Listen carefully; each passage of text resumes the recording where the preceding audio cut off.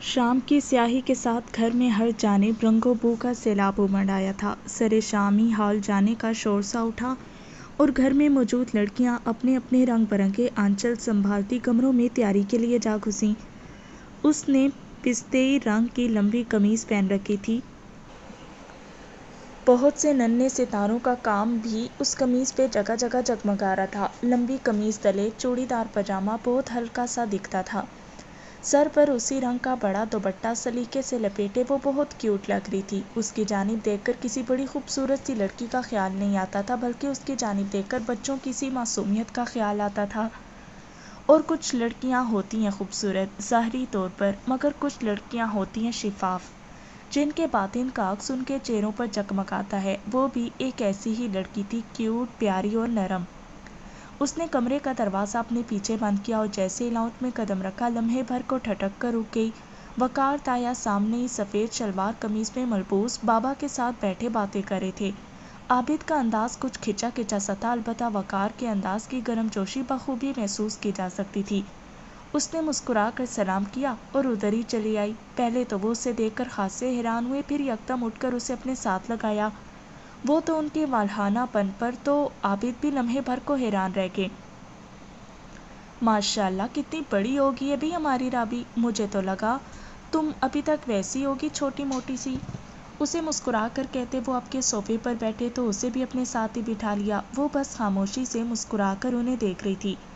آپ کو پتہ ہے تو اے بھائی صاحب، لڑکیوں کے بڑے ہونے کا کہاں پتہ چلتا ہے؟ رامین جو اسی وقت لاؤنج میں داخل ہوئی تھی مسکرا کر بولی۔ ان کی بات پر وقار نے اتفاق کرتے ہوئے سر ہلایا تھا۔ اور رامین، تمہیں اندازہ نہیں ہے کہ بیٹوں کو بڑا ہوتے دیکھنا کتنا صبر آزما کام ہے۔ میری آنکھیں تھک کر بوڑھی ہو گئی ہیں، تب جا کر ماس بڑا ہوا ہے، ویسے یہ ماس ہے کہاں؟ ایک پل کو انہوں نے آس پاس نگاہ گھمائی۔ رابیل نے بھی یہاں وہاں اسے تلاشا تھا۔ عابد صاحب کھنکار کر سیدھے ہوئے۔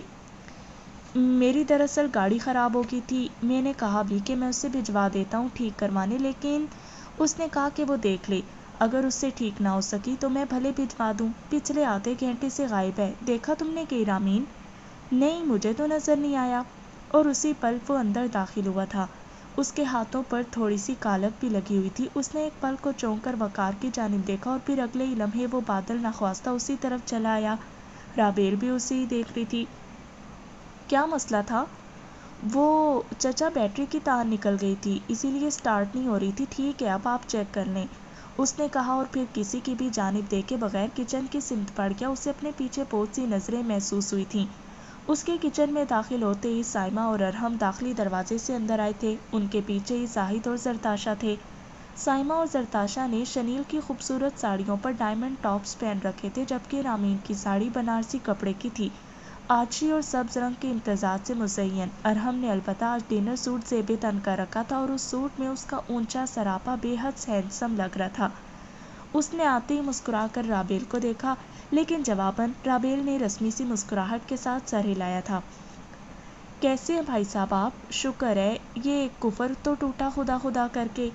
وہ نزاکت سے چلتی ان کے عین سامنے صوفے پر بیٹھی تو ارحم آگے بڑھ کر وقار سے ملا۔ وقار نے مسکراتے ہوئے اسے اپنے ساتھ لگایا تھا۔ میں ٹھیک، تم کیسی ہو سائمہ؟ اور عباد کیسا ہے؟ ان کے پچھلے طنز کو نرم مسکراہٹ کے ساتھ نظر انداز کرتے انہوں نے ان کی خیریت دریافت کی تھی۔ رابیل نے ایک پل کو افسوس سے دیکھا تھا پھپھو کو۔ کیا ضروری ہے ہر وقت کڑوی زبان سے لوگوں کے حلق کڑوے کرنا؟ کیا مل جاتا ہے انہیں لوگوں کو کمزوریوں کا مذاق اڑا کر؟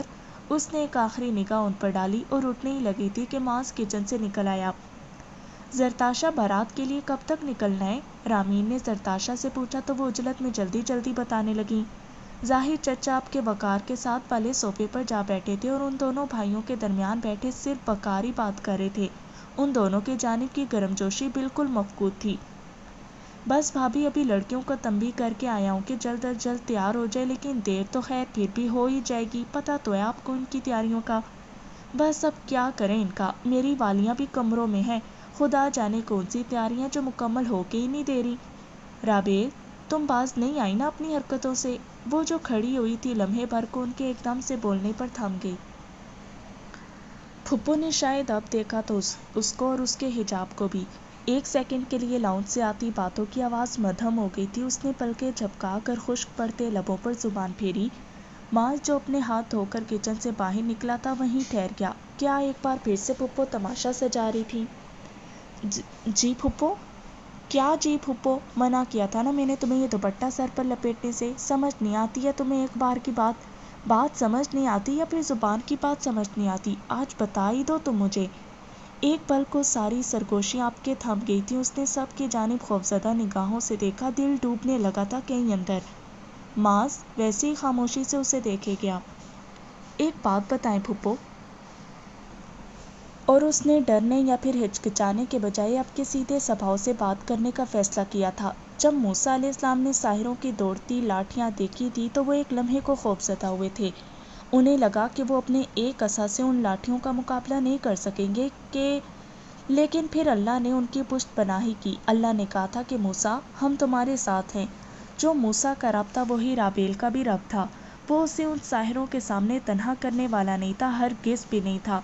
अगरचे उसका दिल अंदर ही अंदर लरज रहा था, हलक खुश्क हो रहा था, लेकिन उसे एक ना एक दिन तो साहिरों के सामने अपना असर डालना ही था। तो फिर आज क्यों नहीं, अभी क्यों नहीं? आप कहती हैं कि मैं आपकी बात मानकर ये हिजाब छोड़ दूं? ठीक। वो एक लम्हे को ठहरी थी। वकार भी आपके राबेल का चेहरा गौर से देख रहे थे, जो कि हाथ बांधे अब सिर्फ आराम से फुप्पो को देख रही थी। हाँ, मैं यही चाहती हूँ कि तुम उन ऊँटों के ज़माने से निकल के आगे बढ़ जाओ। लेकिन फुप्पो मैं आपकी बात क्यों मानूंगी? एक लम्हे को साइमा का चेहरा तमतमा उठा था। उसका सवाल सरासर एक चांटे की सूरत लगा था उनके मुंह पर। तमीज़ से बात करो लड़की। मुझे नहीं लगता कि मैंने आपसे कोई बदतमीज़ी की है फुप्पो। आप बस मुझे मेरे सवाल का जवाब दे दें। मैं क्यों मानूं आपकी बात? मुझे आपकी बात मानकर क्या मिलेगा? कोई वैलिड रीज़न है आपके पास मुझसे अपनी बात मनवाने का, इसके अलावा कि मैं आपके बेटे की मंगेतर हूँ?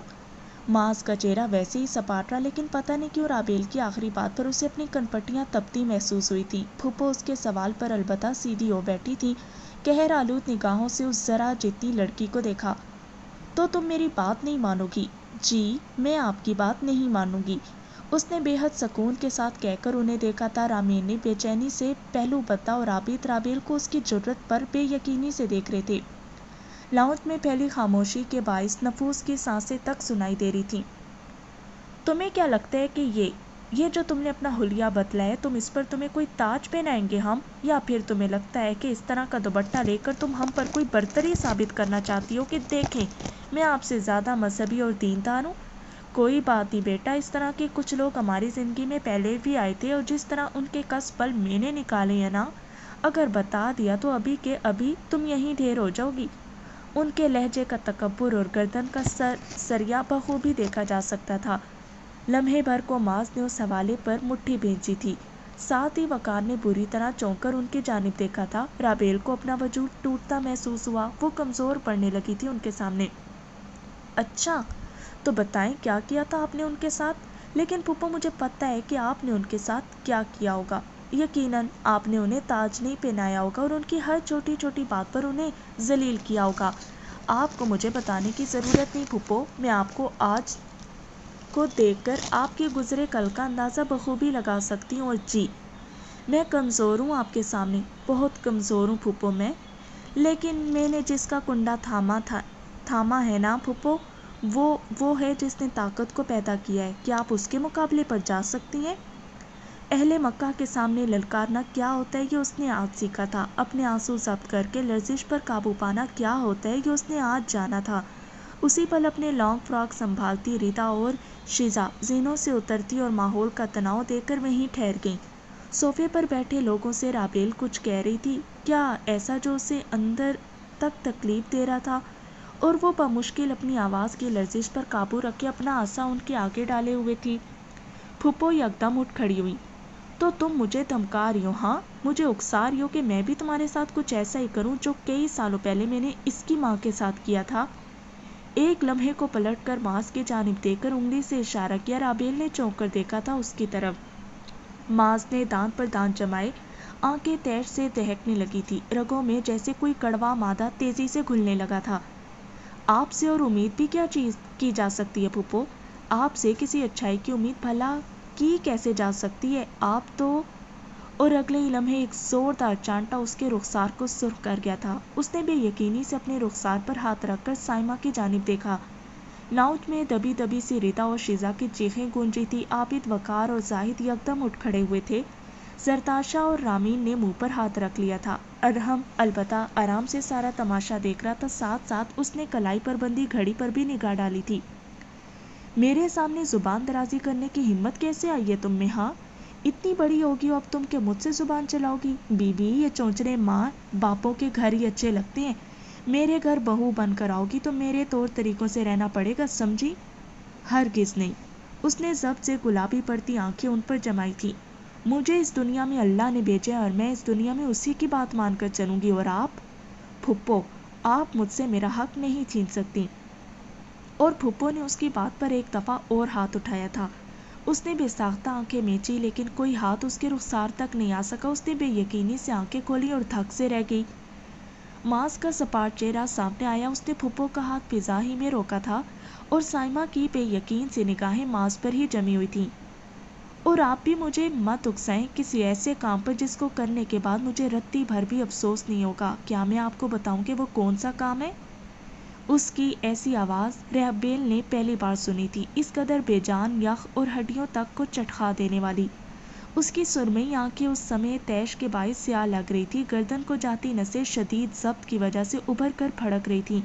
उसे मास से खौफ आया था, लेकिन फिर उसने अगले ही लम्हे फुप्पो की फिजा में बुलंद हाथ को झटका देकर उन्हें पीछे सोफे पर धिक्का दिया और दरमियान से गुजर कर बाहर की जानी पड़ गया। अभी कोई उसे रोकता तो उसकी माँ उसे रोकती। सारा लाउंज चंद लम्हों के लिए सन्नाटे में गोया गरक हो गया था। फिर फुप्पो तेजी से उठी और बाहर की जानी पड़ गई। उनके पीछे यरहम और सरताशा भागे थे। रामीन में तो इतनी हिम्मत ही नहीं थी कि उनके पीछे जा सकती।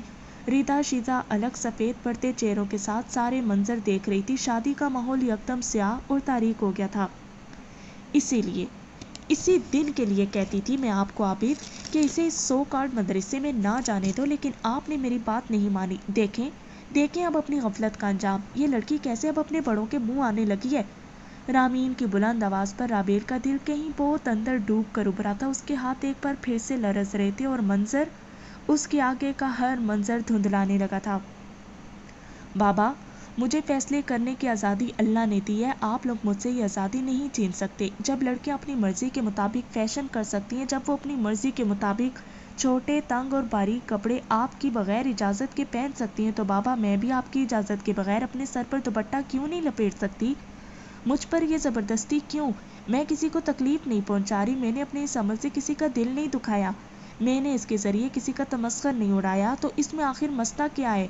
मुझे क्यों मेरी मर्जी से ज़िंदगी नहीं गुजारनी दी जा रही? कहते कहते वो हाँफने लगी थी। बस कर दो अब तुम्हारी इस बेवक्त की बकवास ने सारा माहौल ख़राब कर दिया। और राबेल, ये टेंशन आज से नहीं, पता नहीं कितने दिन से चल रही है घर के अंदर। वजह सिर्फ तुम्हारा ये दुपट्टा है। आखिर ऐसा क्या घुस गया है तुम्हारे दिमाग में जो निकल नहीं रहा? क्या मसला है तुम्हारे साथ? रामीन ने सुर्ख चेहरे के साथ उस पर अपना तैश उल्टा तो दो आंसू उसकी आंखों से टूट कर गिरे। दिल जैसे कोई मुट्ठी में लिए भेज रहा था। उसे जाने की एकदम सांस लेने में दुश्वारी होने लगी थी। माँ, आप ऐसे क्यों कह? उसकी आवाज़ हलक में जमा होते आंसुओं के बाइस टूट रही थी। चेहरा इस कदर हद तक पर सुर्ख हो गया था। जाओ अभी के अभी तुम यहाँ से। शीजा ने यकदम आगे बढ़कर हाँफती रामीन को संभाल कर उसे पीछे धिक्का दिया। मैंने कहा जाओ। और जब वो अपनी जगह से ना हिली तो वो उस पर थाड़ी। उसकी बेसाख्ता हिचकी उभरी थी। लगता था रगों में कांच बिखर गए हों। ये कहब तो बहुत तंगो तारीख था। इस कहब को पार करना तो बहुत कठिन था। इसके सारे वजूद पर गोया किसी ने बोझ डाला।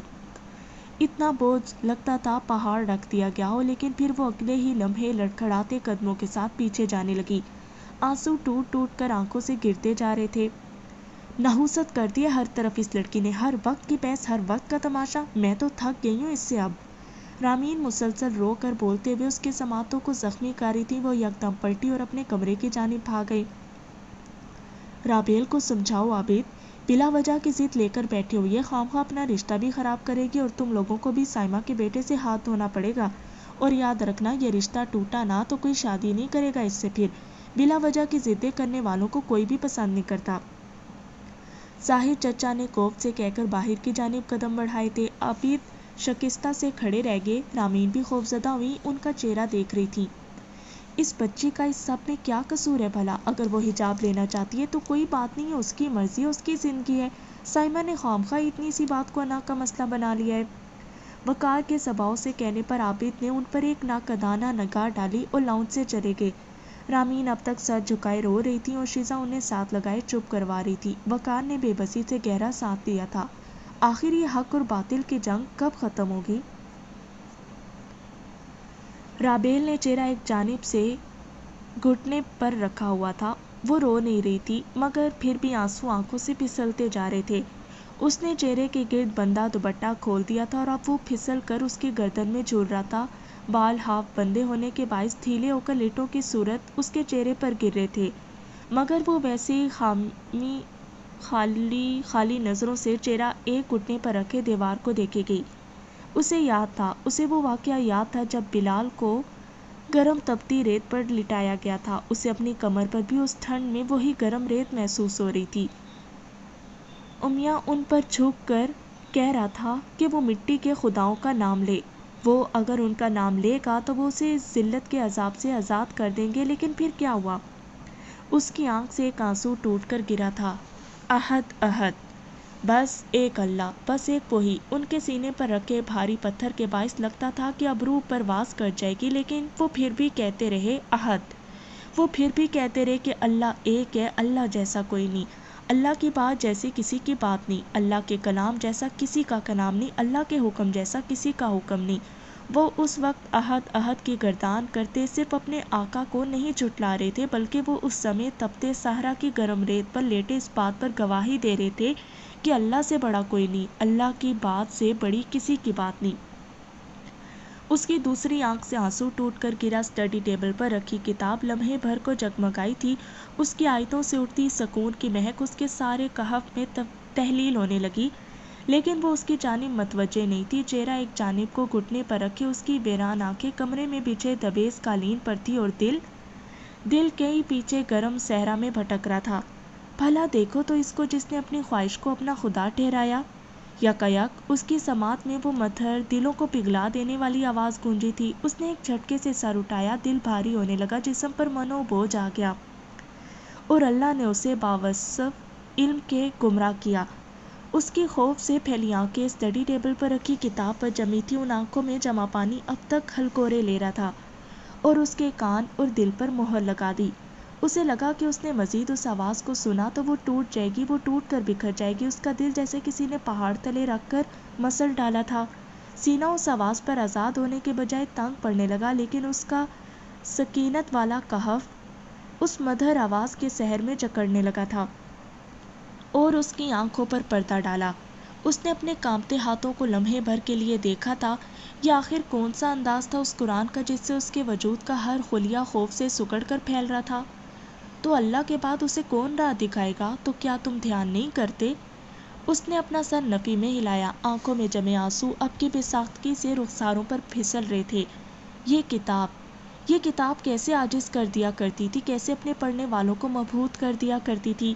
وہ جو ابھی کچھ دیر پہلے سائمہ پھپھو کے بارے میں سوچ رہی تھی کہ وہ کیا ہیں، وہ کیوں ایسا کرتی ہیں، وہ کیوں اپنی بات کو ہر بات سے اونچا رکھنا چاہتی ہیں، تو قرآن نے، ہاں اس کے قرآن نے اسے آج ایک بار پھر سے اس کے سوال کا جواب دیا تھا۔ وہ ایسا اس لیے کرتی تھی کیونکہ وہ اپنی خواہشات کو اللہ بنا چکی تھیں، وہ انہیں ہی خدا بنا چکی تھیں۔ ہم مسلمان لوگ، ہمیں لگتا ہے کہ ہم بتوں کی پرستش نہیں کرتے تو شاید ہم شرک کے مرتکب نہیں ہوتے۔ ہم جب تک کسی پتھر کی مورتی کو نہیں پوجتے تب تک ہم شرک سے پاک نہیں رہتے۔ لیکن کیا میں تمہیں بتاؤں کہ بت کیا ہوا کرتے ہیں؟ ہمارے وقت کے بت ابراہیم علیہ السلام کے وقت کے بتوں جیسے نہیں ہیں۔ ہر قوم کے اپنے بت ہوا کرتے ہیں، ان کے مٹی اور پتھر کے تھے، اور ہمارے کچھ اور طرح کے ہیں۔ ہمارے بتوں کی ہی تبدیل ہو گئی ہے، مگر اس کا فتنہ آج بھی وہی ہے۔ آپ کا بت وہی ہے جس کی بات آپ اللہ کی بات سے اونچی رکھتے ہو، آپ کا بت وہی ہے جس کی بات کے آگے آپ اللہ کی بات کو پیچھے ڈال دیتے ہو۔ کیا ایسا نہیں تھا کہ سائمہ اپنی ذات کی برتری کو ایک عرصے سے پوج رہی تھی، اپنی ذات کی اور اپنی ذات کی بڑائی کی عرصے سے پرستش کر رہی تھی؟ ان کی بات انہیں اللہ کی بات سے زیادہ اہم لگ رہی ہے، تو مطلب وہ شرکی مرتکب ہیں۔ سائمہ پھپھو نے بھی اپنی بات کو اپنا اللہ بنا لیا تھا۔ وہ جانتی نہیں تھی کیونکہ اللہ نے ان کے اس شرک کی وجہ سے ان کے دل پر مہر لگا دی تھی، ان کی آنکھوں پر پردہ ڈال دیا تھا اور ان کے کانوں نے حق بات کو سننے سے انکار کر دیا تھا۔ کئی سالوں تک اپنی خواہشات کی پیروی کرتے ہمیں اندازہ ہی نہیں ہوتا کہ ہم شرک کی کون سی گہری کھائی میں دھنستے جا رہے ہیں۔ ہمیں اندازہ ہی نہیں ہوتا کہ جب ہم اللہ کی بات کو پیچھے ڈال کر خود کی بات آگے لاتے ہیں تو ہم کس جرم کا ارتکاب کرتے ہیں۔ اہل مکہ کیا کرتے تھے؟ انہوں نے کبھی اللہ کے وجود سے انکار نہیں کیا۔ وہ اکثر اپنے باپ ابراہیم علیہ السلام کے دین کا ذکر کیا کرتے تھے، لیکن کیا وجہ تھی کہ وہ پھر بھی مشرک تھے؟ وہ آہستگی سے اٹھی، ٹانگیں بے حد کانپ رہی تھیں اور نگاہیں بار بار گلابی سی نمی سے دھندلی ہو رہی تھی۔ اس نے قرآن کی جانب قدم بڑھائے۔ وہ مشرک اس لیے سمجھے جاتے تھے کیونکہ وہ اللہ کے ساتھ اپنے بتوں کی بھی برابر پرستش کیا کرتے تھے۔ وہ ان بتوں کو اللہ کا مددگار مانتے تھے، اور آج ہم کیا کر رہے ہیں؟ اس کے لرزتے قدم اب بھی قرآن کی جانب بڑھ رہے تھے۔ کہف دم سادے کھڑا تھا، دوپٹہ کہیں وہیں قالین پر گرا تھا اور وہ چہرے کے اطراف میں گرتی لٹوں کی پرواہ کیے بغیر اس کتاب کی جانب بڑھ رہی تھی۔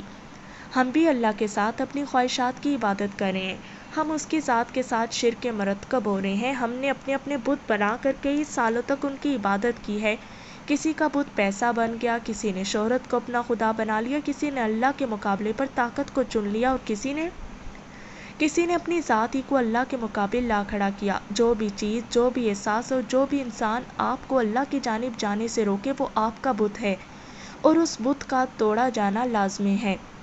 اس نے قرآن کے عین سامنے رک کر اپنا دل سنبھالا۔ اس کا دل بری طرح دھڑک رہا تھا، سانس چڑھا ہوا تھا جیسے وہ میلوں کی مسافت طے کرتی یہاں تک پہنچی ہو۔ اس نے لرزتے ہاتھ سے قرآن کا دروازہ کھولا اور سامنے ہی روز اول کی طرح اس کی آیتیں آج بھی روشن تھیں۔ جنت والے اور دوزخ والے برابر نہیں۔ وہ بے دم ہو کر ایک قدم پیچھے ہٹی تھی۔ ایک لمحے کے لیے اس کا دل رک گیا تھا۔ اسے لگا کہ اب وہ کبھی سانس نہیں لے پائے گی۔ لرزتے ہاتھوں سے کرسی پیچھے کھینچے وہ اب کے قرآن کے سامنے دھڑکتا دل لیے بیٹھی ہوئی تھی۔ آنسو ٹپ ٹپ اس کی گود میں گرنے لگے۔ وہ برابر نہیں، وہ ان لوگوں میں سے نہیں تھی جو اللہ کے سامنے بہت سے بتوں کی پوجا کرتے تھے۔ اس نے اپنا بت توڑا تھا، اس نے اپنی روایتوں کا بت توڑا تھا۔ بھلا وہ اور سائمہ ایک جیسے کیسے ہو سکتے تھے؟ اس کی سرخ پڑتی آنکھوں سے بہتے قطرے اسی روانی سے اس کی گود میں گرنے لگے۔ جنت اور دوزخ والے بھلا برابر کیسے ہو سکتے تھے؟ بت توڑنے اور بتوں کی عبادت کرنے والوں کی برابری کا تو سوال ہی پیدا نہیں ہوتا تھا۔ اس نے ایک نگاہ اٹھا کر بقیہ آیات دیکھی۔ جنت والے ہی کامیاب ہونے والے ہیں۔ او اللہ! اس کے لبوں سے بے اختیار اس کا نام نکلا تھا۔ اس نے قرآن اٹھا کر اپنے سینے سے لگا لیا۔ بے اختیار اس کی ہچکیاں کمرے میں گونجنے لگی تھیں۔ جہاں وہ ہمت چھوڑتی اللہ اسے اٹھا لیا کرتا تھا، اور اللہ اسے بتا رہا تھا کہ اس نے گھاٹے کا سودا نہیں کیا۔ بے شک جنت والے ہی کامیاب ہونے والے ہیں، وہ جلد نہیں تو بدیری صحیح مگر وہ کامیاب ضرور ہوگی۔ ہاں، جو اپنے بت توڑ دیا کرتے ہیں وہ ایک نہ ایک دن کامیاب ضرور ہوتے ہیں۔ اس نے بھی اپنا بت توڑ دیا تھا، لیکن اس بت کو پارا پارا کر دینے کی اذیت اب عرصے تک اس کے ساتھ رہنے والی تھی، کیونکہ جنت کو جاتے راستے پر کانٹوں کے سوا اور کچھ نہیں تھا۔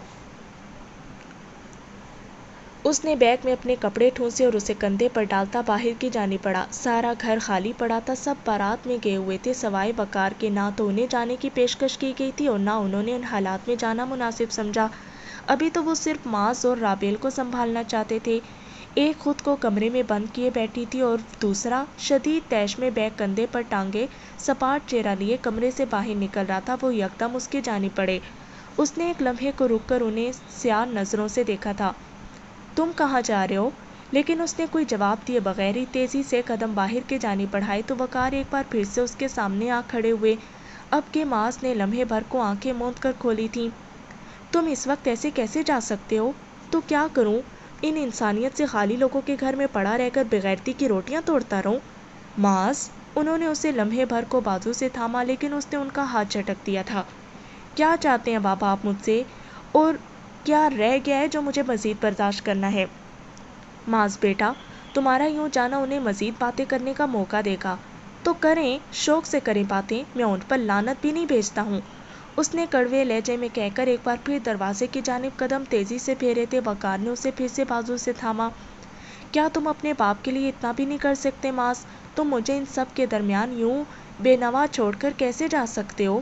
ایک لمحے کو وقار کی آنکھوں میں کچھ چمکا تھا، کچھ گلابی سا، لیکن اس کا سرمئی ارتکاز سیاہی رہا۔ اور جانتے ہیں اگر میں یہاں رہا تو پھر کیا ہوگا؟ معاذ تم؟ بابا نے پوچھا۔ بابا، میں نے پوچھا، کیا آپ جانتے ہیں کہ پھر کیا ہوگا؟ اس کی آواز لمحے بھر کو تیش سے بلند ہوئی۔ خالی در و دیوار اس کی آواز پر سنسنا اٹھے تھے۔ وقار نے بے بسی سے دیکھا تھا اسے۔ آپ کو کیا لگتا ہے؟ کیا لگتا ہے آپ کو کہ میں ان سب سے اتنے سال کیوں دور رہا؟ کیا اندازہ ہے آپ کو کہ جب ان کے ہنستے مسکراتے چہروں پر میری نگاہ پڑتی ہے تو مجھے کیا کیا یاد آ جاتا ہے؟ لیکن پھر بھی بابا، میں نے انہیں نقصان نہیں پہنچایا، لیکن ابھی اگر آپ نے مجھے یہاں روکا تو شاید میں بھی انسانیت کے درجے سے کوئی گری ہوئی حرکت کر بیٹھوں گا۔ کیا آپ چاہتے ہیں کہ میں ایسا کچھ کروں؟ اس کا بولتے بولتے سانس پھول گیا تھا اور تیز لہجہ گویا آگ برسا رہا تھا۔ اپنے کمرے کے دروازے سے لگی رابیل نے تکلیف سے اس کے ٹوٹتے وجود کو دیکھا تھا۔ اس نے معاذ کو پہلے کبھی اتنی تکلیف میں نہیں دیکھا تھا، اس نے کبھی اسے اتنا تھکا ہوا نہیں دیکھا تھا۔ معاذ، میں بس اتنا چاہتا ہوں کہ کم از کم تم یوں بزدلوں کی طرح واپس نہ جاؤ۔ بزدل؟ وہ لمحے بھر کو اس لفظ پر مسکرایا تھا، پھر سپاٹ نظروں سے وقار کی جانب دیکھا۔ آپ کو لگتا ہے میں بزدل ہوں؟ آپ کو لگتا ہے کہ میرا یہاں سے چلے جانا بزدلی کی نشانی ہے، ہاں؟ اس نے نفی میں سر ہلا کر افسوس سے اپنے باپ کی جانب دیکھا تھا۔ ہم دونوں میں سے کون زیادہ بزدل ہے، کیا میں آپ کو بتاؤں بابا؟ اور وہ لفظ گویا وقار کے اندر کو اندر تک زخمی کر گئے تھے۔ معاذ بہت بے رحم تھا، لفظوں کے معاملے میں تو بہت زیادہ۔ لمحے بھر کو وقار کے سینے میں گھٹن سی پیدا ہوئی تھی۔ تم اپنے باپ کو ایسے کیسے؟ افسوس سے بس یہی کہہ پائے تھے وہ۔ کیا آپ چاہتے ہیں کہ میں آپ کے ساتھ اس سے بھی زیادہ بے رحمی سے پیش آؤں؟ اور اگر آپ ایسا نہیں چاہتے تو ابھی کے ابھی میرے راستے سے ہٹ جائیں بابا، کیونکہ مجھے یہاں روکنے کا مطلب ابھی آپ جانتے نہیں ہیں۔ اگر آپ کو اندازہ بھی ہو جائے کہ میرا تیش مجھ سے کیا کروا سکتا ہے تو کبھی آپ مجھے اس گھر کے آس پاس بھٹکنے بھی نہ دیں۔ اسی لیے بے رحمی سے بولتے بولتے اس نے وقار کے ہاتھ کو جھٹکا تھا۔ میرے راستے سے ہٹے بابا۔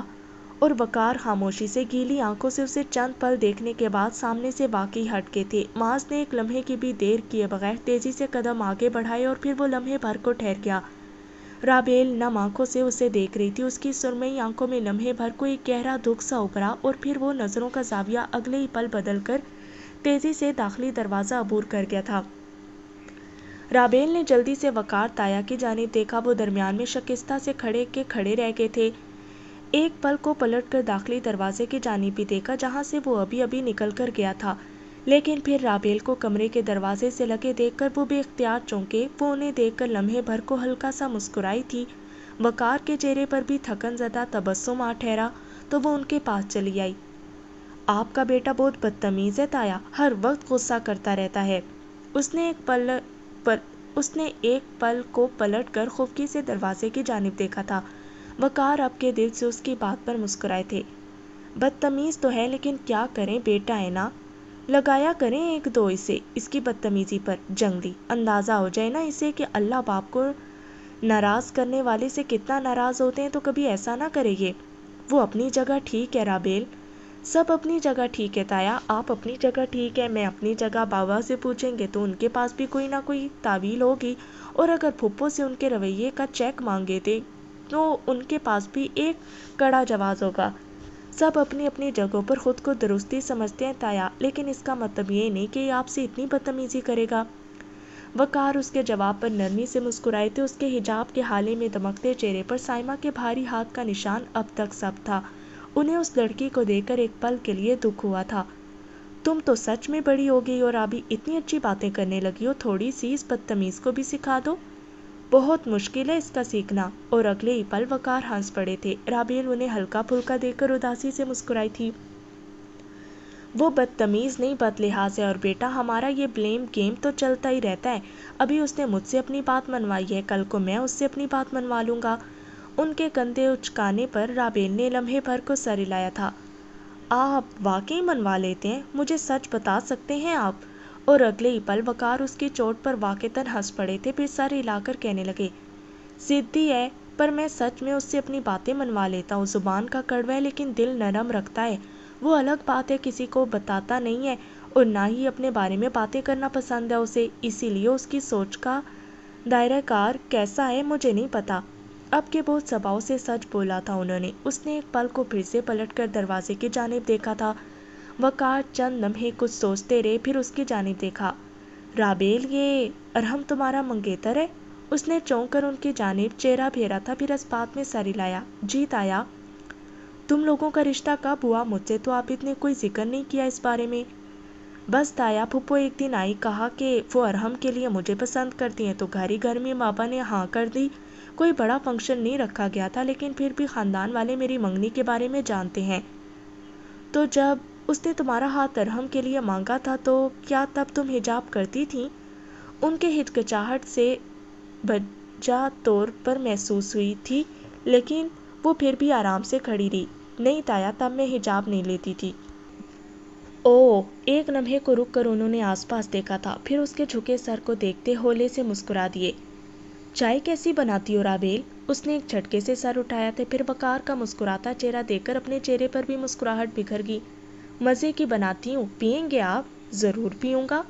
اور اس کو تو جیسے کسی نے پتنگے ہی لگا دیے تھے، اتنے دنوں بعد کسی نے اس سے اتنی اپنائیت سے بات کی تھی۔ اس کے رخسار اس سمے خوشی سے گلابی ہو گئے تھے اور آنکھیں جانے کیوں ان کی اپنائیت پر بھیگ گئی تھیں۔ ابھی نہیں رونا تم نے، بہت رو لیا، اب میرے اور اپنے لیے چائے بناؤ، پھر مجھے بتانا کہ وہ کون سی صورت ہے جس نے تمہیں اب تک سب سے زیادہ فیسینیٹ کیا ہے۔ اور ان کی اگلی بات پر تو گویا اسے یقین ہی نہیں آ رہا تھا۔ اس کے گھرانے میں سے کسی نے پہلی دفعہ اس سے قرآن کے بارے میں کچھ پوچھا تھا۔ اس کا دل شکر سے جھکنے لگا، پھر وہ کچن کی جانب تیزی سے بڑھی اور چائے کا پانی رکھنے لگی۔ ابھی اسے وقار تایا سے ڈھیر باتیں بھی کرنی تھی، اپنی باتیں، اپنے اور اللہ کے تعلق کی باتیں، قرآن اور اس کے اعجاز کی باتیں، باتیں ہی باتیں۔ اور اگر کبھی انسان کو سرد رات میں چائے کے ساتھ کسی اپنے سے اپنے دل کی باتیں کرنے کا موقع ملے تو اسے وہ موقع ہاتھ سے جانے نہیں دینا چاہیے، کیونکہ چائے، قرآن اور آپ کو سمجھنے والا انسان بار بار نہیں ملا کرتے۔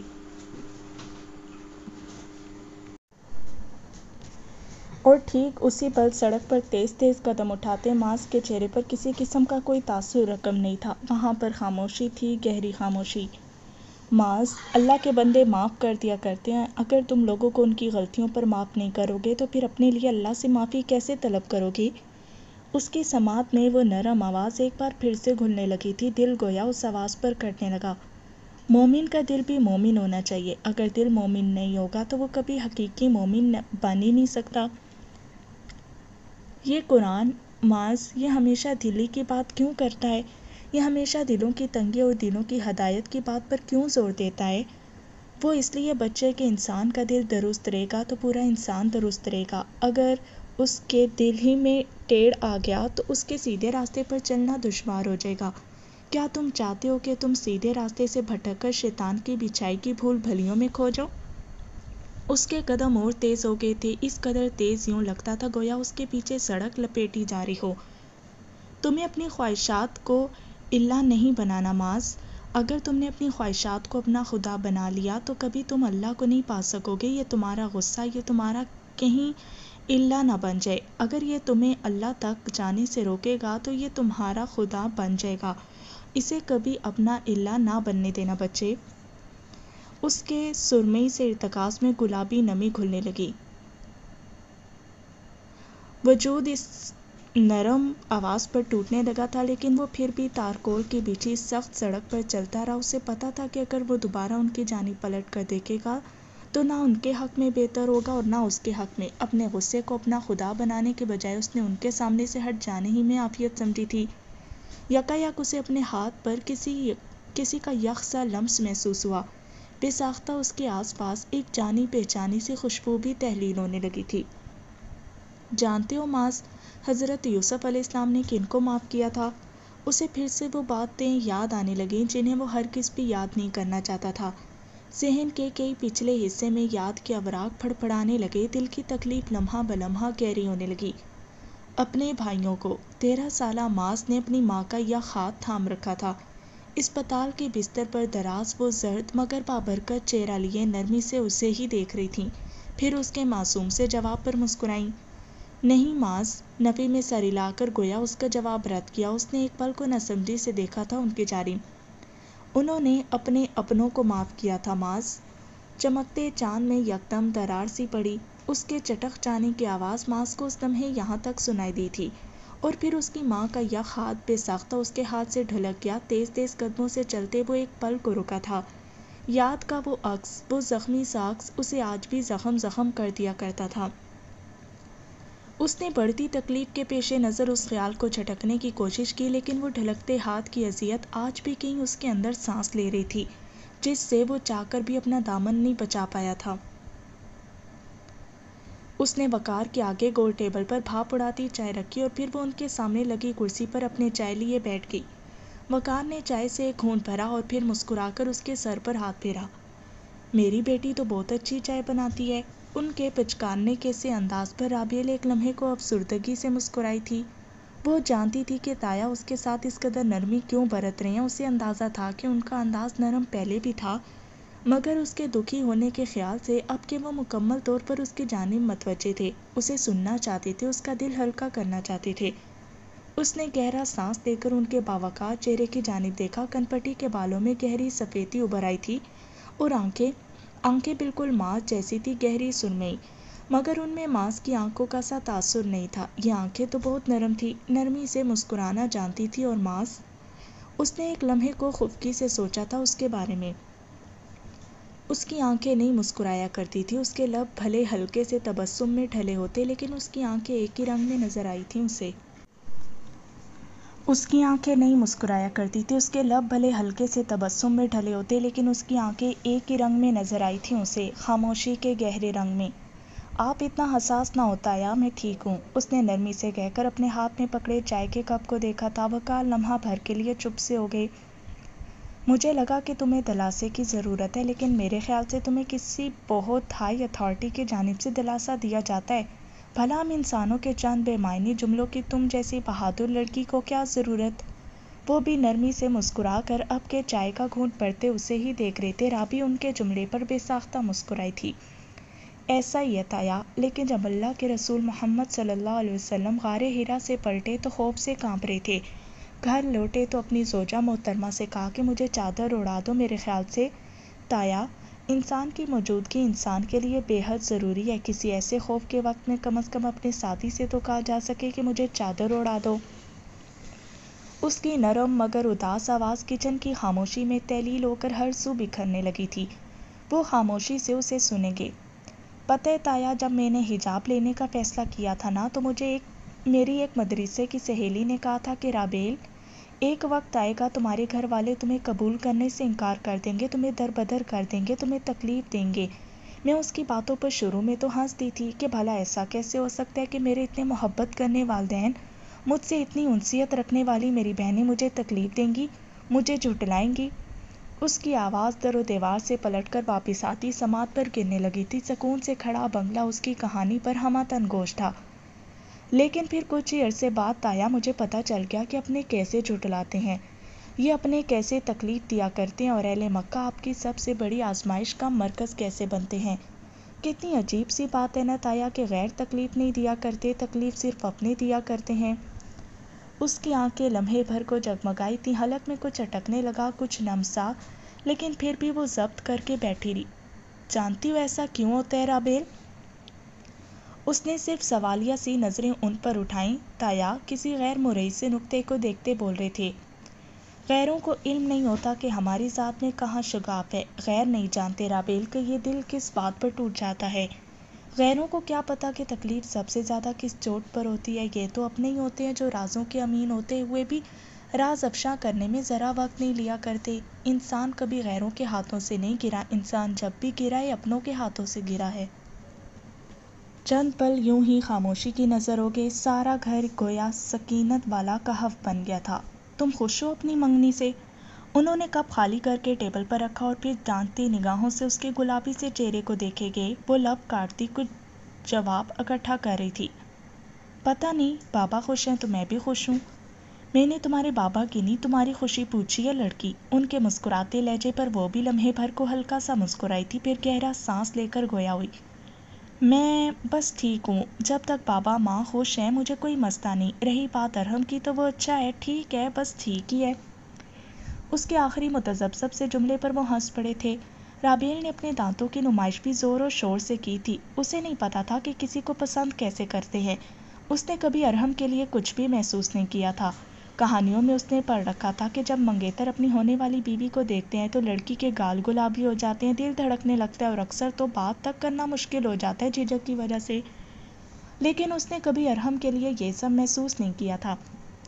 کوئی اس سے پوچھتا کہ وہ اسے کیسا لگتا ہے تو وہ کندھے اچکا کر کہا کرتی کہ ٹھیک ہے، بہتر ہے، اور بس۔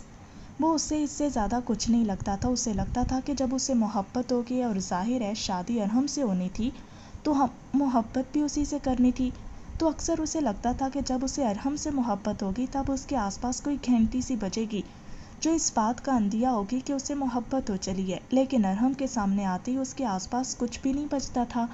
اس کے سامنے آنے پر وہ صرف غیر آرام دہ ہوتی تھی، اس کے چپکو سے انداز پر غالباً۔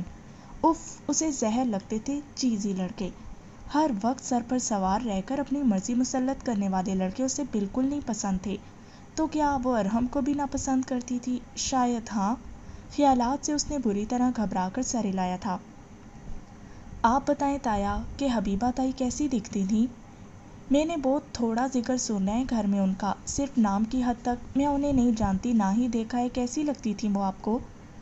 وقار نے مسکرا کر ناسمجھی سے اس لڑکی کو دیکھا تھا۔ وہ اب کے بہت دلچسپی سے پھیلی پھیلی سی قطعی آنکھیں لیے ٹھوڑی تلے ہاتھ رکھے انہیں دیکھ رہی تھی۔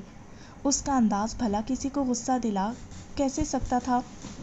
اور ایک صائمہ تھی جس نے انتہائی بے رحمی سے اس کا رخسار روند ڈالا تھا۔ ایک پل کو گہرا سانس لے کر وقار نے اس کی جانب دیکھا۔ تمہاری جیسی تھیں بالکل۔ مسکراہٹ دبا کر بس اتنا ہی کہا تو وہ ناسمجھی سے پیچھے ہو کر بیٹھی۔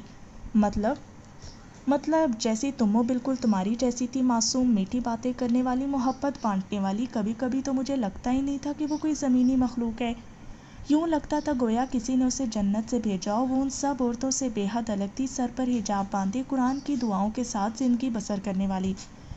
جانے کیا تھا کہ ان کا لہجہ آخر میں نم سا ہو گیا۔ رابیل کو یکدم احساس ہوا کہ اس نے تکلیف دہ سا موضوع چھیڑ دی ہے، اسی لیے جلدی سے بولی، آئی ایم سوری تایا۔ ارے نہیں، اتنے دنوں بعد کسی نے مجھ سے اس کی بابت پوچھا ہے، اچھا لگ رہا ہے اس کی باتیں کرنا۔ انہوں نے آنکھوں سے چشمہ ہاتھ میں لے کر دھندلی سی نمی آنکھوں سے صاف کی تھی۔ رابیل کے دل کو کچھ ہوا۔ آپ کو بہت یاد آتی ہیں وہ؟ اس کی چائے ٹھنڈی ہو گئی تھی اور وہ اسے بھول بھال کر اب صرف تایا کی جانب متوجہ تھی۔ بہت زیادہ۔ انہوں نے مسکرا کر گلابی آنکھوں سے اسے دیکھا تھا۔ بہت اچھی تھی نا وہ؟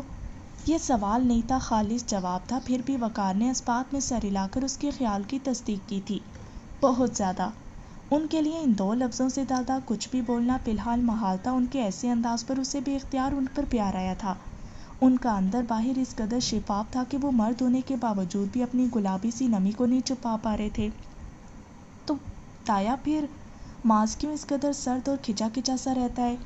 مطلب میں سمجھ سکتی ہوں کہ ہر انسان کے ادوار مختلف ہوتے ہیں اور ہر ایک کا ماضی ہی اس کا حال طے کرتا ہے، لیکن پھر بھی ایسا کیا ہوا تھا کہ ہم سے اس قدر بدظن ہو گیا ہے وہ؟ بقول اس کے ہماری شکلیں بھی نہیں دیکھنا چاہتا۔ اس کے دل میں چھپی بے چینی اب اس کی قطعی آنکھوں میں واضح طور پر ہلکورے لینے لگی تھی۔ وہ جاننا چاہتی تھی کہ آخر پچھلے سالوں میں ایسا کیا ہوا تھا کہ ماض اس کے گھر اور اس کے گھرانے کے لوگوں سے اس قدر بدظن تھا۔ تایا چند لمحے اس کے سوال پر اسے دیکھے گی اور پھر آہستہ سے گویا ہوئے۔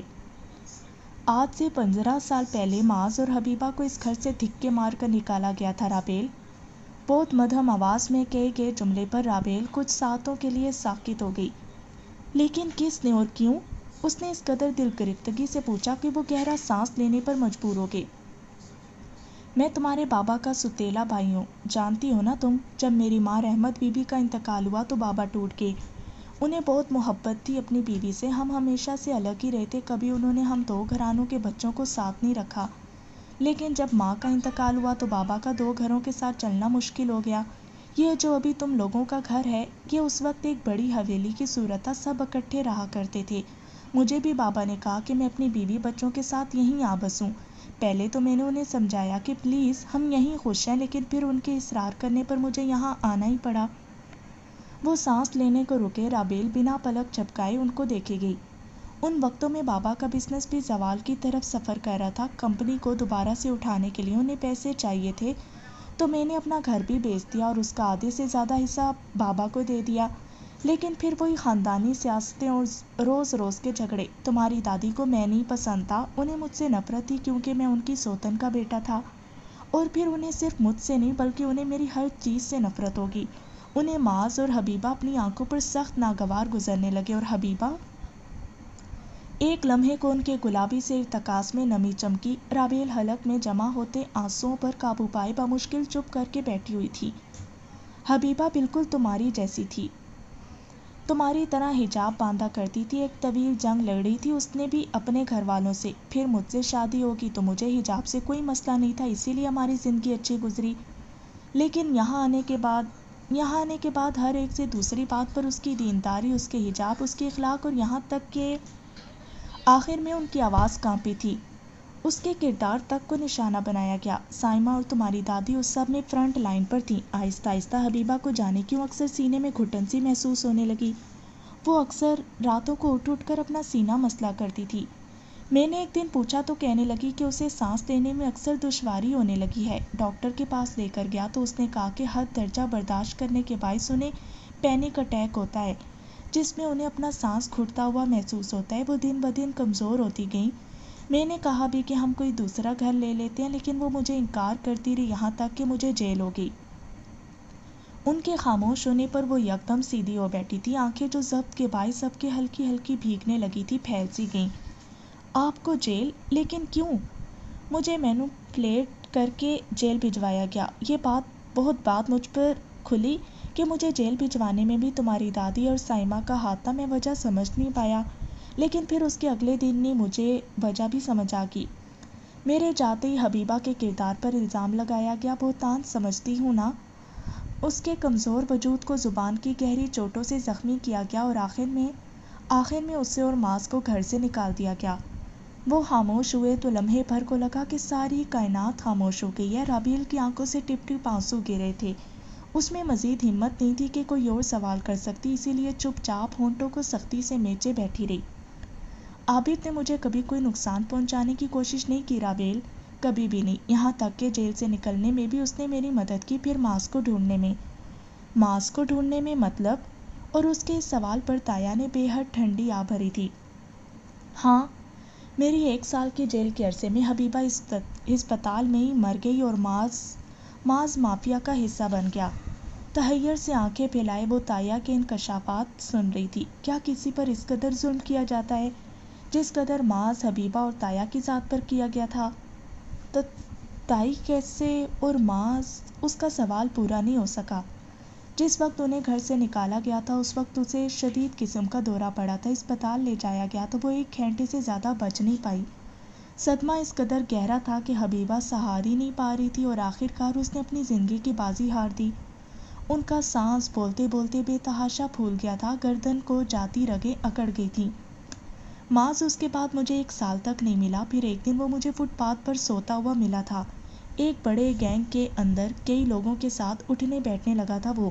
کئی اچھے دوستوں کی مدد سے میں اسے اس جنگل سے نکلوانے میں کامیاب تو ہو گیا رابیل، لیکن آج تک میں اسے زندگی کی طرف نہیں لا سکا ہوں۔ انہوں نے اپنی آخری بات کہہ کر چہرے پر ہاتھ پھیرا اور چشمہ ایک بار پھر سے آنکھوں کے سامنے جمایا۔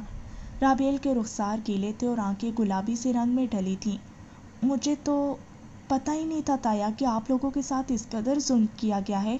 آپ کا تو اس سب میں کوئی قصور ہی نہیں تھا، اور معاذ، شاید اب میں اسے تھوڑا سمجھ سکتی ہوں۔ اس کے نرمی سے کہنے پر وہ ذرا آگے کو ہوئے، آزردگی سے مسکرا کر اس کے سر پر ہاتھ رکھا۔ جانتی ہو سائمہ کا ہاتھ کیوں روکا تھا معاذ نے؟ ان کے سوال پر اس نے نظریں اٹھائی تھی، بھیگی بھیگی آنکھوں کے پار ایک منظر سا بننے لگا۔ وہ اس لیے کہ وہ برداشت ہی نہیں کر پایا تمہارے ساتھ زیادتی۔ کبھی بھی کسی کو تمہارے ساتھ ظلم کرتے دیکھے گا تو 1000 بار اس کا ہاتھ روکے گا، کیونکہ وہ حبیبہ پر ہوتا ظلم نہیں روک پایا تھا۔ اس نے تھوک نکل کر بہت سے آنسو حلق ہی میں اتار لیے، پھر ایک دم بھاری ہوتے ماحول کا ہلکا پھلکا کرنے کے لیے اس نے مسکرا کر ان کی جانب دیکھا۔ اچھا چلیں بتائیں کہ تائی کو سب سے زیادہ کون سی صورت فیسینیٹ کیا کرتی تھی؟ ان کی آنکھوں میں پھیلی سرخی رابیل بخوبی دیکھ رہی تھی۔ کہف۔ لیکن ان کے اگلے جواب پر گویا اس پر کسی نے گھڑوں پانی ڈال دیا تھا۔ ایک لمحے کو ساکت ہو کر اس نے تایا کی جانب دیکھا تھا۔ وہ مجھ سے کہا کرتی تھی کہ وقار، یہ صورت اللہ کے فیصلوں پر انسان کے رد عمل کی صورت ہے۔ اسے قرآن سننا بہت پسند تھا۔ اکثر ماس کو اپنے سامنے بٹھا کر وہ اس سے اس سورت کی تلاوت سنا کرتی تھی اور رابیل اکثر اس سورت کے شروع ہوتے ہی اس کی آنکھیں بہنے لگتی تھی۔ میں پوچھتا تھا کہ اسے کیا بات رلاتی ہے تو کہا کرتی تھی کہ کہف کی تنگ دیواروں کے درمیان اللہ کی محبت کا نور اسے رلایا کرتا تھا۔ وہ کہتی تھی اللہ کا خوف انسان کو ویسے نہیں رلاتا جیسے اللہ کی محبت رلا دیتی ہے۔ میں کہا کرتا تھا کہ اللہ سے تو میں بھی محبت کرتا ہوں، پھر مجھے ایسے کیوں رونا نہیں آتا؟ تو ان کی آواز بتاتے بتاتے آخری جملوں پر کانپنے لگی تھی۔ رابیل سانس روکے انہیں دیکھے گئی تو کہا کرتی تھی کہ جو غار میں دین بچانے کے لیے پناہ لیا کرتے ہیں، ایسی محبت کے آنسو اللہ صرف انہی کو عطا کرتا ہے۔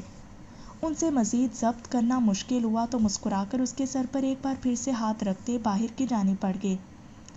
وہ اب تک دم سادے بیٹھی تھی، جانے اس سے پہلے اور کتنے لوگوں نے کہف میں پناہ لی تھی اور کتنوں کا پناہ لینا ابھی باقی تھا۔ کیا اصحاب کہف کو اندازہ تھا کہ ان کا عمل ان کے بعد صدیوں تک دہرایا جانا تھا؟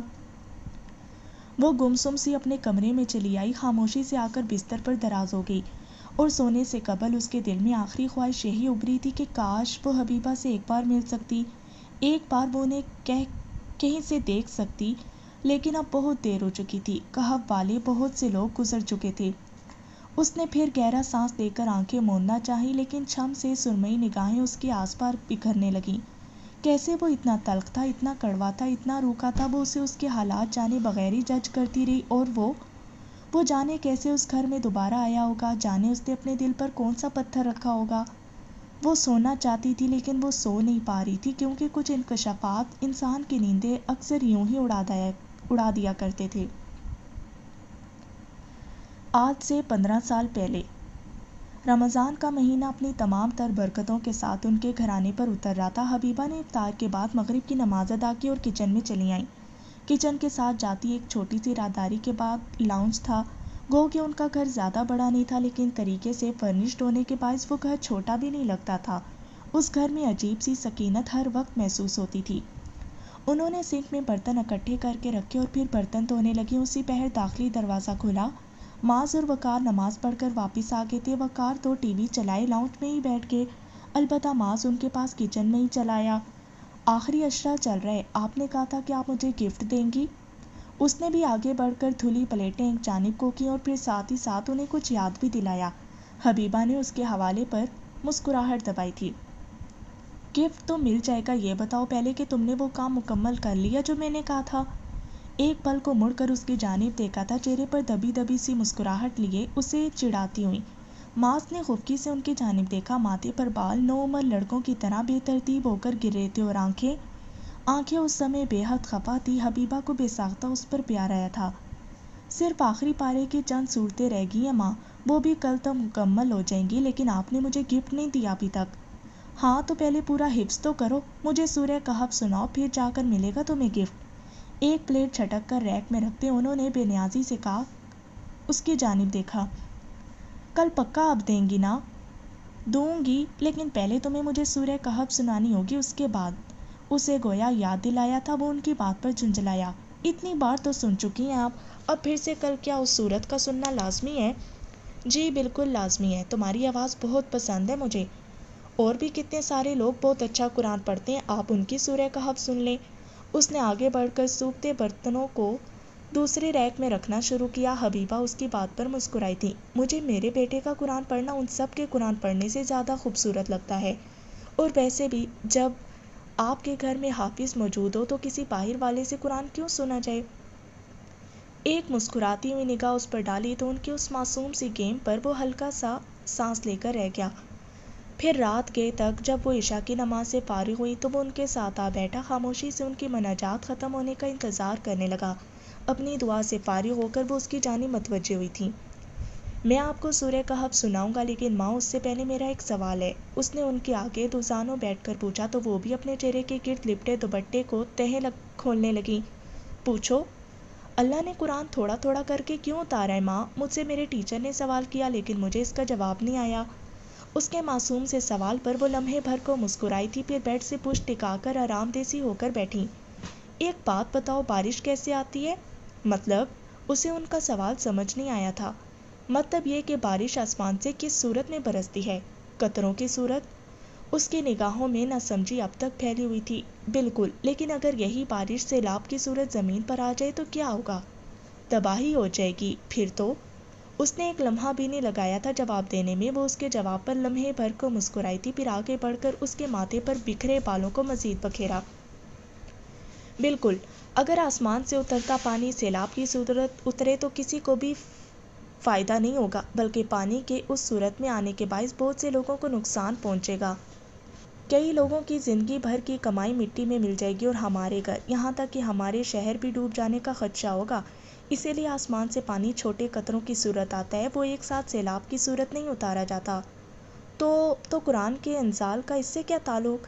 تعلق ہے بچے، تعلق تو ہے۔ جیسے پانی آسمان سے قطروں کی صورت تھوڑا تھوڑا کر کے اترتا ہے، اسی طرح قرآن کو بھی قطروں کی صورت تھوڑا تھوڑا کر کے اتارا گیا ہے۔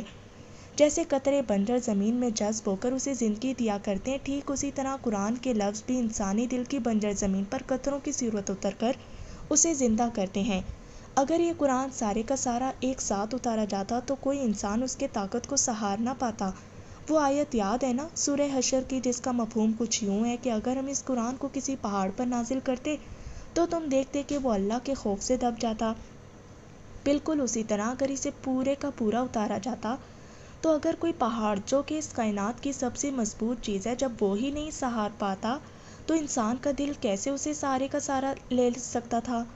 وہ چند پل لاجواب ہوا انہیں دیکھتا رہا۔ تم نے دیکھا ہوگا کہ اسے ہم جب پڑھتے ہیں یا سمجھتے ہیں یا پھر جب عمل کرتے ہیں تو تھوڑا تھوڑا کر کے کرتے ہیں۔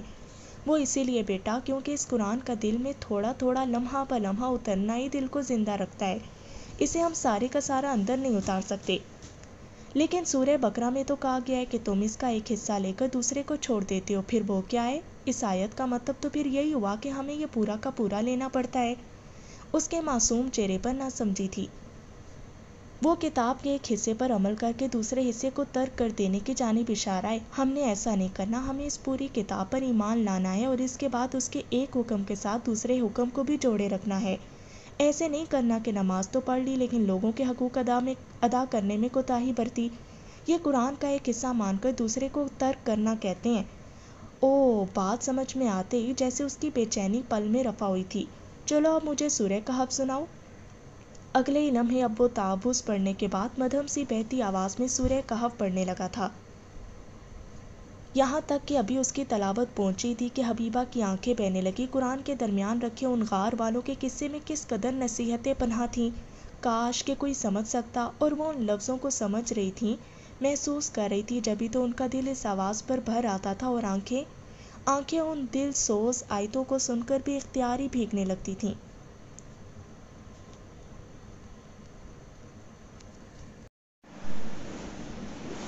اگلے دن دادا ان کے گھر چلے آئے۔ کافی دیر تک وقار کی اسٹڈی پہ بیٹھے وہ ان سے باتیں کرتے رہے۔ رات کے کھانے پر حبیبہ نے انہیں روکا بھی، مگر وہ الجھے سے تھے، اسی لیے جلدی پلٹ گئے۔ وقار نے بھی انہیں روکنا مناسب نہیں سمجھا۔ کھانے کی ٹیبل پر بیٹھے تین نفوس اب کے بہت خاموش تھے۔ سب سے پہلے حبیبہ نے ہی بات شروع کی۔ بابا کیا کہہ رہے تھے؟ انہیں کمپنی کے لیے کچھ پیسوں کی ضرورت ہے تو وہ اس گھر کو بیچنے کی بات کر رہے تھے۔ مزید یہ کہ وہ چاہتے ہیں کہ ہم بڑے گھر میں شفٹ ہو جائیں، اسی میں عافیت ہے۔ ان کی طبیعت بھی اب کے ناساز رہنے لگی ہے تو میں نے کافی سوچ بچار کے بعد ہاں کہہ دیا ہے۔ تم دونوں کو کوئی اعتراض تو نہیں؟ آخر میں ذرا سی ہچکچاہٹ محسوس ہوئی تھی ماسک کو ان کے لہجے میں۔ حبیبہ چند لمحات تو خاموش رہی، پھر مسکرا کر ان کی جانب دیکھا۔ اگر بابا کی اس سے مدد ہو سکتی ہے تو ہمیں ان کی مدد کرنی چاہیے وقار۔ اور ان کے مہر ثبت کرنے پر وقار نے گہرا سانس لیا تھا۔ اگلے مہینے ہی گھر سے سارا سامان سمیٹ کر وہ اس بڑی سی حویلی میں چلے آئے۔ انہیں لگا تھا کہ گھر والے ان کا استقبال بہت اچھے سے کریں گے، لیکن وہاں ایسا کچھ بھی نہیں تھا۔ وقار، حبیبہ اور 12 سالہ معاذ دروازے میں یوں ہی خالی خالی سے کھڑے رہ گئے۔ ملازمین کو بھی ان تک آنے کی اجازت نہیں دی گئی تھی، صرف دادا ہی انہیں ریسیو کرنے دروازے تک آئے۔ ان دنوں عابد کی رابیل 3 سال کی تھی اور زاہد کا اقبال البتہ 5 سال کا تھا۔ کئی وجوہات کی بنا پر زاہد کی شادی عابد سے پہلے ہوئی تھی، اس لیے اس کا بیٹا رابیل سے بڑا تھا۔ ان کے کمرے کشادہ اور خوبصورت تھے، جبکہ انہیں حویلی کے سب سے چھوٹے پورشن میں جگہ دی گئی تھی۔ پھر بھی حبیبہ شکر گزار رہیں۔ وقار گھر والوں کے اس رویے پر خاموش سے ہو گیا اور معاذ البتہ اس گھر میں آ کر بالکل بھی خوش نہیں تھا۔ ان کے گھر آتے ہی فرحت بیگم نے حبیبہ کو اپنے کمرے میں طلب کر لیا۔ وہ اس سمے اپنے بڑھاپے میں بھی خاصی طاقتور معلوم ہوتی تھیں اور ان کے انداز و اعتبار دیکھ کر ہی لگتا تھا کہ انہوں نے اس حویلی پر کئی سالوں تک حکومت کی ہے۔ حبیبہ سلام کرتی ان تک پہنچی، لیکن ان کی سلامتی کا انہیں کوئی بھی جواب نہیں دیا گیا۔ بیٹھو لڑکی، تحکم سے کہا گیا تو وہ ان کے عین سامنے صوفے پر جا بیٹھی۔ پہلی بات تو یہ ہے کہ یہ میرا گھر ہے اور یہاں کے قوانین بھی میرے ہی طے کردہ ہیں۔ سب سے پہلے تو تم اپنے سر سے اس دوپٹے کو ہٹاؤ۔ مجھے نہیں پسند کہ تم میرے ہی گھر میں رہتے ہوئے میرے بیٹوں سے پردہ کرو۔ اگر تو تم یہاں رہنا چاہتی ہو تو تمہیں میری ہی مان کر چلنا پڑے گا۔ حبیبہ کے گلابی سے چہرے پر لمحے بھر کو حیرت ابھری تھی۔ کیا مطلب امی؟ میں سمجھی نہیں۔ مطلب صاف ہے لڑکی، اگر تمہیں یہاں رہنا ہے تو اپنا یہ پردہ وغیرہ ختم کرنا ہوگا۔ یہ میرا گھر ہے اور میرے بیٹے کوئی موالی یا سڑک چھاپ نہیں ہے جن سے پردے کی تمہیں ضرورت ہے۔ اس دوپٹے کو اپنے سر سے اتارو اور خاموشی سے میری بات مان کر چلو، یہی تمہارے حق میں بہتر ہوگا۔ وہ بول کر خاموش ہوئی تو حبیبہ نے نرمی سے مسکرا کر ان کی جانب دیکھا۔ جانتی ہیں صحابیات کو جن سے پردے کا حکم دیا گیا تھا وہ اللہ کے رسول محمد صلی اللہ علیہ وسلم کے ساتھی تھے؟ ان کے جواب نے لمحے بھر کو فرحت بیگم کو لاجواب کیا تھا، پھر وہ گردن تان کر بیٹھیں۔ میرے سامنے زیادہ زبان درازی کی ضرورت نہیں ہے، مجھے پتہ ہے کتنا دین پر چلنا ہے اور کتنا دنیا کو دکھانا ہے۔ اس لیے عورت کی آنکھ میں حیا کا ہونا کافی ہے، اگر وہ حیا دار ہے تو اسے کسی قسم کے پردے کی ضرورت نہیں۔ لیکن امی، پردے کا حکم تو اس جہان کی سب سے زیادہ نیک اور باحیا عورتوں کو دیا گیا تھا، انہیں تو اس بات پر نہیں چھوڑا گیا کہ تمہاری آنکھ میں پردہ ہے تو ٹھیک ہے، کیا ضرورت ہے چادروں کو اپنے سروں پر لٹکانے کی؟ ان کی بہت آرام دہ سی وضاحت پر فرحت بیگم لمحے بھر کو تلملائیں، پھر ابرو مزید تیکھے کر کے ان کی جانب دیکھا۔ جو بھی ہو، لیکن یہاں تمہیں میرے احکامات کے مطابق چلنا ہوگا۔ یہ تمہارا گھر نہیں ہے جہاں تم اپنی مرضی سے روگی، بلکہ یہ میری سلطنت ہے اور اس سلطنت کی حکمران بھی میں ہی ہوں۔ رعایا کو کوئی حق نہیں کہ وہ حکمران کی کسی بات پہ بھی اعتراض کرے یا پھر ان کی کسی بات کو رد کرے، اور تم تو ویسے بھی قابل نفرت ہو، کیونکہ جس کی بیوی بن کر تم اس گھر میں آئی ہو وہ ہمیشہ سے میرے لیے قابل نفرت رہا، اسی لیے یہاں اپنی حیثیت کو قبول کر کے رہنا، نہیں تو پھر تمہیں ابھی اندازہ نہیں ہے ان سزاؤں کا جن کا نشانہ ہر وہ شخص بنا ہے جس نے میری حکم عدولی کی۔ حبیبہ کا دل یکدم کانپا تھا، لیکن پھر بھی وہ بمشکل سر ہلا کر ان کے کمرے سے اٹھائیں۔ معاذ جو ایک جانب خاموشی سے بیٹھا تھا ان کے چہرے کو بغور دیکھنے لگا۔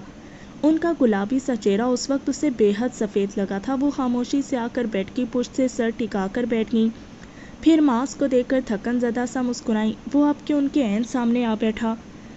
یہ لوگ اچھے نہیں ہیں ماں، اس نے بے چینی سے حبیبہ کی نگاہوں میں ڈولتی اداسی کو دیکھتے ہوئے کہا تھا۔ انہوں نے آگے بڑھ کر اس کے ماتھے پر بکھرے بالوں کو اپنی انگلیوں سے پیچھے کیا، اس کی روشن پیشانی واضح ہوئی تھی۔ سب لوگ اچھے ہوتے ہیں معاذ، بس ہمیں صبر کے ساتھ ان کی اچھائی کو تلاشنا ہوتا ہے۔ لیکن یہ لوگ بالکل بھی اچھے نہیں ہیں ماں، یہاں پر کوئی بھی آپ کو، مجھے یا پھر بابا کو پسند نہیں کرتا۔ اتنی چھوٹی سی عمر میں اس کی باریک بینی پر حبیبہ نے گہرا سانس لیا تھا۔ لمحے بھر کو انہوں نے اسے خاموشی سے دیکھا اور پھر آگے بڑھ کر اس کے دونوں ہاتھ تھامے۔ دیکھو معاذ، میں جانتی ہوں بیٹا کہ تم انسانی رویوں کو بہت باریکی سے دیکھنے کے عادی ہو، مجھے یہ بھی پتہ ہے کہ تم جسے پسند نہیں کرتے اسے اس کے منہ پر ہی کہہ دیتے ہو، اور اگر نہیں بھی کہتے تو تمہارے چہرے پر اس قسم کے آثار نمایاں ہوتے ہیں جن سے پتہ چل جاتا ہے کہ تمہیں کیا اچھا لگ رہا ہے اور کیا نہیں۔ وہ ان کی تمہید کا مقصد سمجھنے کی کوشش کر رہا تھا۔ اپنے غم کی شکایتیں انسانوں سے نہیں کرتے معاذ، نہ یہ کہ کسی کو پتہ لگنے دیتے ہیں کہ ہمیں کیا اچھا لگ رہا ہے اور کیا نہیں۔ اپنے غم کی شکایت ہمیں صرف اللہ سے کرنی ہے، جیسے حضرت یعقوب علیہ السلام نے کی تھی۔ وہ جانتے تھے کہ یوسف علیہ السلام کی گمشدگی میں ان کے بیٹوں کا ہاتھ ہے، لیکن پھر بھی معاذ وہ خاموش رہے۔ شدید غم میں بھی وہ اپنے بچوں پر نہیں چلائے، نہ ہی انہیں کچھ ایسا کہا جو نازیبا ہو، بلکہ وہ خاموشی سے اپنے غم کی فریاد اللہ سے کرتے رہے، کیونکہ وہ جانتے تھے کہ ان کی دعائیں اللہ کے علاوہ اور کوئی نہیں سن سکتا۔ ان کی نرم آواز اس کی سماعت میں سکون سا گھولنے لگی تھی۔ وہ بے بسی سے ان کے پرسکون مگر اداس چہرے کو دیکھے گیا۔ لیکن ہر دفعہ صبر ہم ہی کیوں کریں ماں؟ اس کی سرمئی آنکھوں میں لمحے بھر کو بے چینی سے ابھری تھی۔ حبیبہ نے اس کے چہرے پر محبت سے ہاتھ رکھا۔ صبر ہر کوئی نہیں کر سکتا معاذ، اللہ ہر کسی کو تپتے صحرا میں ایک بچے کے ساتھ تنہا نہیں چھوڑتا۔ یہ تو کوئی ہوتا ہے بچے جو صفا اور مروہ کے درمیان دوڑ کر اللہ کی مدد کا انتظار کرتا ہے، اور پھر ایک وقت تو ایسا آ ہی جاتا ہے کہ بچھڑے باپ کو اس کی اولاد مل جاتی ہے۔ प्यास से तड़पते बच्चे की खातिर जमजम का चश्मा जारी कर दिया जाता है और एक ज़रख़रीद गुलाम को मिस्र का तख्त अता कर दिया जाता है। सब्र तो बड़े बड़े लोगों का काम है, कड़ा ज़ब्त और बड़ा ज़र्फ रखने वालों का काम है बच्चे, सब्र तो। और सब्र करने वालों का अजर अल्लाह के पास महफूज है, उसका बहुत भारी अजर तुम्हें अता किया जाने वाला है। बस थोड़ी सी और आजमाइश। उनकी बातें उम्मीद का सिरा थमा दिया करती थी, क्योंकि वो कुरान पढ़ने वाली थी। कुरान वाले कभी मायूसियों में घिर ही नहीं सकते। मैं कोशिश करूँगा कि उन लोगों में शामिल हो सकूँ जो सब्र वाले हैं। शाबाश, तुम्हें मेरा ऐसा ही बेटा बनना है। तुम्हें सब्र का दामन हाथ से नहीं जाने देना मास। तुम्हें अभी बहुत से लोगों के आगे खड़े होकर उन्हें नमाजें पढ़ानी हैं। तुम्हें अभी अपने हिफ्ज़ किए कुरान से दुनिया की तारीकी दूर करनी है, और अगर तुमने सब्र का दामन छोड़ दिया तो कभी कुरान का दामन नहीं पकड़ पाओगे बच्चे। कुरान सब्र करने वालों को दिया जाता है, तुम्हें भी बहुत सब्र करने वाला बनना है। प्यार से एक बार फिर से उसके बालों में उंगलियां चलाईं तो वो भी गहरा सांस लेता उनकी गोद में सर रखकर लेट गया। हबीबा अब भी उसके बालों में उंगलियां चला रही थीं। चंद लम्हों बाद चेहरा झुका कर देखा तो वो सो चुका था। उन्होंने मुस्कुराकर उसके माथे से बाल हटाए और झुककर उसकी पेशानी चूमी। उनका प्यारा सा माज अब के गहरी नींद सो रहा था, लेकिन उसके सोते ही हबीबा की निगाहों में गुलाबी सी नमी चमकी थी, जिसे उस समय सिर्फ अल्लाह देख रहा था और उनके दिल से निकलती दुआओं को सिर्फ वही सुनने वाला था। अगले दिन वो किचन में खाना बना रही थी कि यकायक साइमा किचन में आनन फानन दाखिल हुई। क्या कर रही हो भाभी? अच्छा, खाना पका रही हो। उसने एक बार झुककर हांडी में देखा। हबीबा ने मुस्कुराकर उसे देखा। अच्छा भाभी, तुम्हें अम्मा बुला रही थी, एक बार देखकर आ जाओ, क्या कह रही हैं? चलो मैं आती हूँ। वो सालन की आंच मधम करके पलटी तो साइमा ने एक कमीनी सी मुस्कुराहट के साथ उन्हें पलट कर देखा और फिर नमक का डब्बा खोलकर मुट्ठी भर नमक सालन में डाल दिया। दोपहर को सब खाना खाने टेबल पर बैठे तो यकदम ही सबके हलक में इंतहाई कड़वे सालन के बाइस फंदा लगा था। हबीबा हैरान से कभी एक को देखती और कभी दूसरे को। उन्हें समझ नहीं आ रहा था हो क्या रहा है। और फिर फरहत बेगम ने गोया उन्हें जलील करने का कोई बहाना ढूंढ ही लिया। सब मुलाजमीन घर वालों के सामने उन्हें वो जिल्लत दी कि अलमान। हबीबा खामोशी से चेहरा झुकाए सुनती रही और माँ सब से लब भेज कर बैठा रहा। और फिर हर रोज कुछ न कुछ ऐसा होता रहा। कभी उनको किसी एक बात पर जलील किया जाता और कभी किसी दूसरी बात पर उनके इस्लाम का मजाक उड़ाया जाता। हबीबा दिन ब दिन थकने लगी। वो दिन भर कोशिश करती कि कोई भी शिकायत का मौका फरहत या फिर साइमा को ना मिले, लेकिन हर रोज कुछ ना कुछ उनके खाते में निकल ही आता था। माँ सब कुछ खामोशी से देखता रहा और एक दिन जब सब ख्वातीन के सामने फरहत बेगम ने हबीबा के गाल पर थप्पड़ रसीद किया तो वो रह नहीं सका। उसने अपनी माँ का हाथ पकड़कर उन्हें अपने पीछे किया था। हाँ, उसका कद अब के हबीबा से 2 इंच लंबा था। सुरमई आंखें गुस्से से दहक रही थीं और मुट्ठी पेंचे वो कड़े तेवरों से फरहत को घूर रहा था। क्या लड़के, तेरी हिम्मत भी कैसे हुई मेरे दरमियान में आने की? और आपकी हिम्मत कैसे हुई मेरी माँ को हाथ लगाने की? वो उन पर चीखा था। कई महीनों का लावा जो उसके अंदर किसी ज्वाला मक्खी की तरह पक रहा था फटकर बाहर निकला। ये मेरा घर है। ओ भाड़ में गया आपका घर और इस घर की सियासतें। मुझे इससे कोई सरोकार नहीं है कि ये किसका घर है, लेकिन मेरी माँ को अगर आइंदा आपने कभी जलील करने की कोशिश की तो मुझसे बुरा फिर कोई नहीं होगा। उसने उंगली उनके सामने लहरा कर गोया उन्हें वार्न किया था। एक लम्हे को सारी हवेली में सन्नाटा छा गया। चलते फिरते लोग रुक के, आवाजें गोया थम गई थी। हबीबा ने लरसते हाथों से उसका हाथ कोहनी से थामकर उसे रोका था, लेकिन वो फिलहाल उनकी जानिब मतवज्जे नहीं था। अभी के अभी मेरी नज़रों के सामने से चले जाओ लड़के, तो नहीं तो मुझसे बुरा कोई नहीं होगा। खानदान की ख्वातीन आस पास पराजमान थी और ये लड़का, इस लड़के की हिम्मत भी कैसे हुई उनसे इस लहजे में बात करने की। नफरत से उन्होंने माज की जानिब देखा था। आपसे बुरा कोई है भी नहीं। कभी अपनी जुबान से निकलते लफ्जों को सुना है आपने? जानती भी हैं किस कदर कड़वे लफ्जों की आदी हैं आप। उसके लफ्ज नहीं थे, वो कोई जोरदार सा तमाचा था जिनका निशान अब के फरहत और साइमा दोनों के चेहरों पर नजर आने लगा था। हबीबा ने उसे पीछे की जानिब खींचा और फिर कोई भी बात किए बगैर उसे कमरे की जानिब ले आई। कमरे में आती उसके गले लगकर वो फूट फूट कर रो पड़ी थी। माज ने बेबसी से उन्हें चुप करवाया, लेकिन अब जैसे सब कुछ उसके हाथ से भी निकलता जा रहा था। रात देर तक थक हारने के बाद वकार कमरे में आई तो देखा हबीबा सो रही है और माज अपने कमरे में सोने के बजाय उनका हाथ थामे बेड के सरहाने सर टिकाए सो रहा है। वो उन दोनों को मुस्कुरा कर देखते आगे आए और आहिस्ता से बेड पर लेटकर दूसरी जानिब करवट ले ली। پھر انہیں آدھی رات کو کسی کی تیز سانسوں کی آواز محسوس ہوئی تھی۔ انہوں نے چونک کر چہرہ پیچھے کی جانب گھمایا تو دیکھا کہ حبیبہ گہرے گہرے سانس لیتی اپنا سینہ مسل رہی تھی۔ وہ یکدم اٹھ بیٹھے، ان کی پیٹھ مستی، لیکن پھر ہر رات انہیں اس طرح سے ہونے لگا۔ وہ دن بدن کمزور ہونے لگی تھی۔ انہی دنوں دادا کا بھی انتقال ہوا تو ساری حویلی ہی کچھ عرصے کے لیے سناٹے میں ڈوب گئی۔ لیکن پھر ایک دن وہ ہوا جس نے معاذ اور وقار دونوں کی زندگیوں کو گہری اندھیر نگری میں دھکیل دیا تھا، اور جس سے چاہ کر بھی وہ دونوں باہر نہیں نکل پائے تھے۔ اس نے کسمسا کر آنکھیں کھولی۔ کھڑکی کے راستے چمکیلی سی دھوپ اب کے زاویے بدلنے پر سیدھا اس کے چہرے پر گر رہی تھی۔ اس نے ہاتھ نگاہوں کے سامنے کر کے بے ساختہ اس گرتی دھوپ کا راستہ روکا تھا۔ پھر سائڈ ٹیبل پر رکھا موبائل اٹھا کر دیکھا 9 بج رہے تھے۔ پہلے تو اسے رات کو نیند سے دیر سے آئی تھی اور اوپر سے اب یہ دھوپ۔ اس نے دونوں ہاتھوں کے سہارے اٹھ کر بیٹھنا چاہا تو کندھوں میں یکدم ایک درد سا اترا۔ آہ! اس کے منہ سے ہلکی سی کراہ نکلی۔ ان تھوڑے دنوں ہی میں اس نے لوگوں کی اتنی باتیں سن لی تھی کہ نہ صرف وہ ذہنی بلکہ اب اس پر جسمانی اثر بھی ہونے لگا تھا۔ سونے کے بعد بھی یوں لگ رہا تھا گویا وہ ساری رات جاگتی رہی ہو۔ اس کی تھکن گہری ہونے لگی تھی۔ کندھوں پر بکھرے بالوں کو اس نے ہاتھ سے سمیٹا اور بستر سے باہر نکلی۔ اسی پہر ردا کمرے کا دروازہ کھول کر اندر آئی تھی۔ اس نے بے ساختہ پلٹ کر اس کی جانب دیکھا۔ اسے ردا کا چہرہ حد درجہ سنجیدہ لگا، سنجیدہ اور ذرا سفید۔ کیا ہوا ہے ردا؟ اس نے بنا پلک جھپکائے سوال کیا۔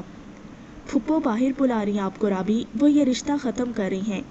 بال اس کے ہاتھ سے چھوٹ کر ایک بار پھر سے کندھوں پر بکھر چکے تھے۔ اس کے شانوں پر یکدم جیسے بہت سا بوجھ آن گرا، آنکھوں میں بے ساختہ پانی بھر گیا۔ کیا؟ لیکن وہ ایسے کیسے کر سکتی ہیں؟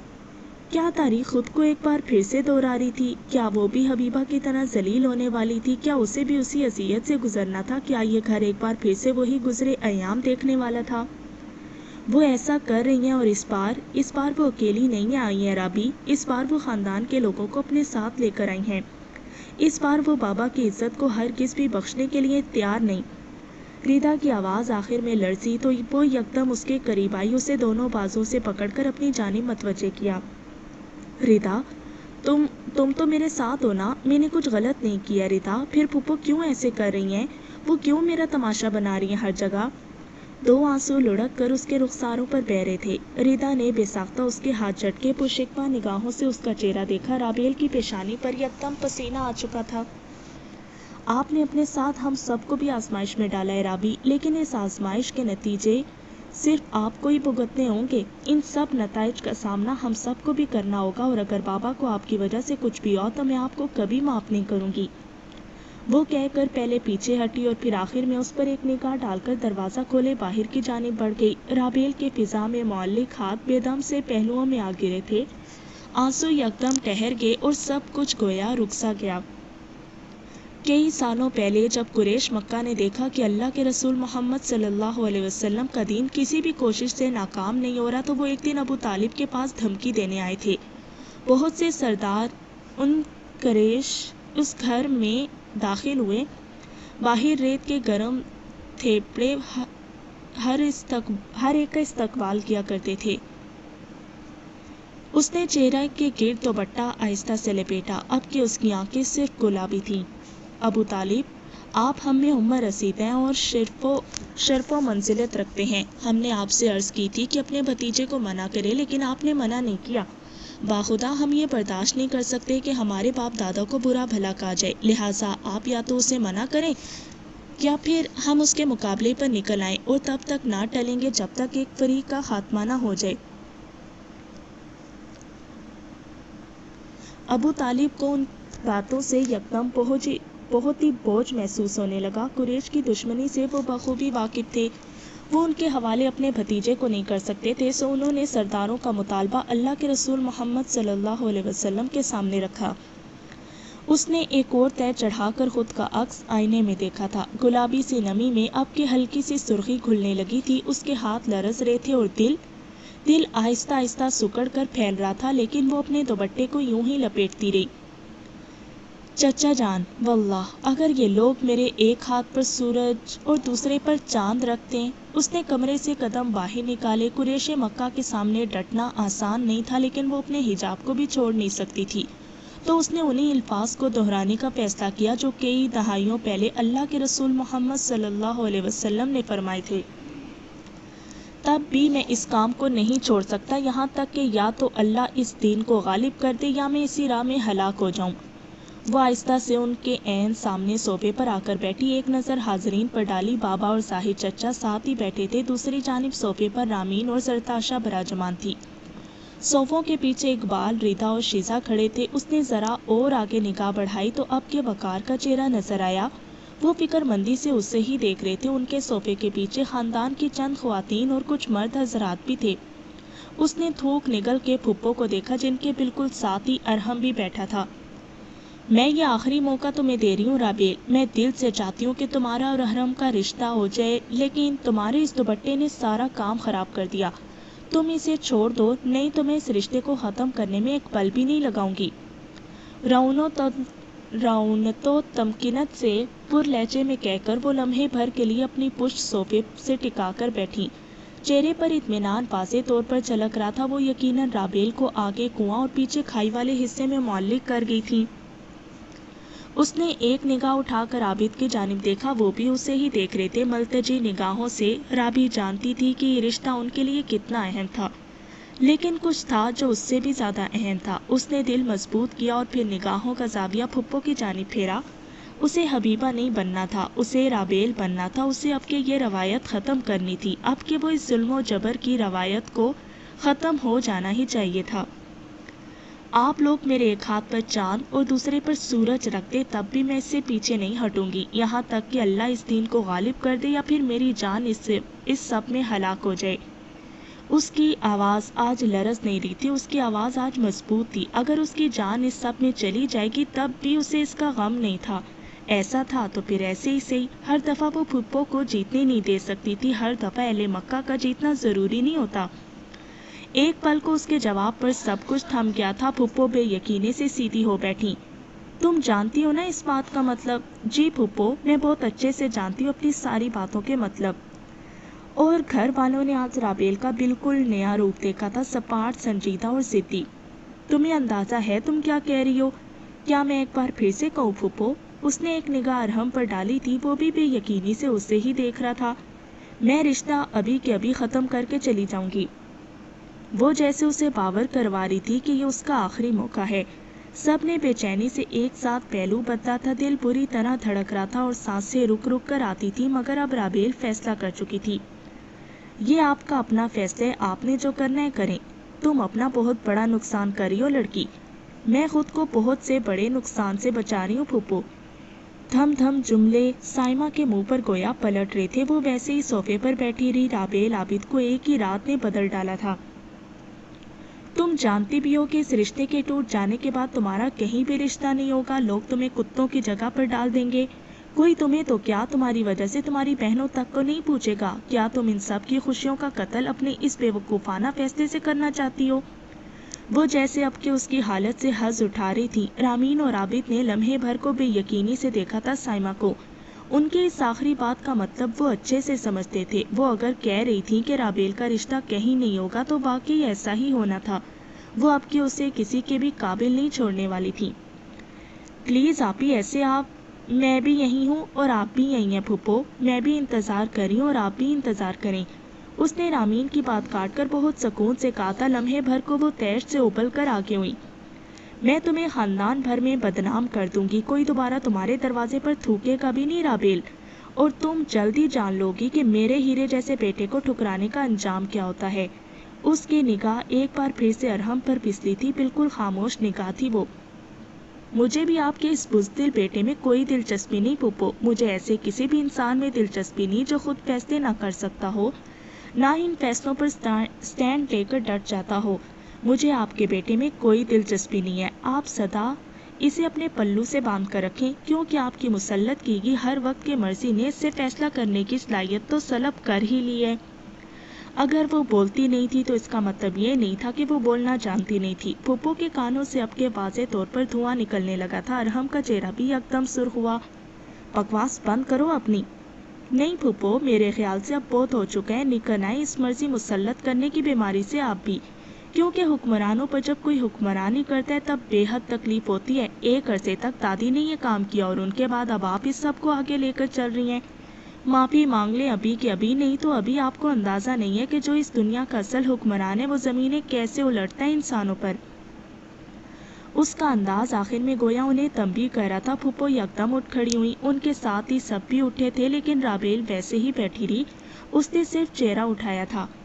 मैं भी देखती हूँ कि कौन करेगा तुमसे शादी। मैं भी देखती हूँ कि तुम्हारा ये बाप और माँ अपने बुढ़ापे की चादर को कहाँ तक संभालते हैं। मैं भी देखती हूँ कि तुम्हारा निकाह किसी के साथ कैसे होता है। कोई शादी नहीं करेगा तुमसे, सब ठुकराएंगे, धिक्के देंगे और गालियों से नवाजेंगे, लेकिन अब कोई तुमसे शादी हरगिज़ नहीं करेगा। मैं ऐसा करने ही नहीं दूंगी किसी को। उसकी नस्वानियत पर बहुत गहरा वार किया था साइमा ने। यकलख्त ही उसके सीने में दर्द की एक शदीद लहर उठी। लम्हे भर को अपने माँ बाप का चेहरा निगाहों के सामने घूमा तो उसका दिल लरस कर रह गया। या अल्लाह, वो क्या करे, वो कहाँ जाए। उसकी आंखें धुआं धुआं होने लगी थीं। मास करेगा इससे निकाह। इस आवाज़ पर सब ने वकार की सिमत देखा था। हाँ, अब वो वक्त आ गया था कि वो उस प्यारी सी लड़की को इन जालिम लोगों से आज़ाद करवा लेते। अगर राबेल की शादी अरहम से हो भी जाती फिर भी सारी जिंदगी का रोग उसके साथ रहना था और वकार अब के किसी और हबीबा को घुटकर मरते नहीं देख सकते थे। क्या कहा भाई साहब आपने? सबसे पहले साइमा ही बोली थी, बाकी सबको तो गोया राबेल समेत ही सांप सूंघ गया था। मैंने कहा कि राबेल से मास निकाह करेगा, और उसने वकार को आज पहली बार इस कदर दृष्टि से बोलते हुए देखा था। तुम्हें कोई एतराज़ है आबिद? एक लम्हे को रुककर आबिद से इजाज़त चाही। वो इस कदर उजलत पर लम्हे भर को हकलाए थे। भाई साहब, एतराज़ है या नहीं? सब लम्हों में जैसे उलट पुलट हो गया था। वो बेयकीन निगाहों से बाबा को देखेंगे। उनकी सर शिकस्तगी से नफ़ी में हिला था। साइमा की आंखें गोया फटकर बाहर को आने लगी। अरहम भी आपके बेचैनी से माँ को देख रहा था, जैसे उनका कोई अच्छा खासा बना बनाया खेल उन्हीं पर उलट रहा हो। ठीक है, फिर माज और राबेल का निकाह अभी होगा, आज एक ही तारीख में उसी वक्त। और तुम साइमा? एक लम्हे को रुककर सुर्ख निगाहों से उनका चेहरा देखा। तुम इस निकाह का खाना अब खा कर ही जाना। अगले ही लम्हे अब वो फ़ोन कान से लगाए किसी को कॉल कर रहे थे शायद। सर्द निगाहें अब तक साइमा पर जमी थी, जो पत्थर का मुजस्मा बनी फटी फटी निगाहों से वकार का चेहरा तक रही थी।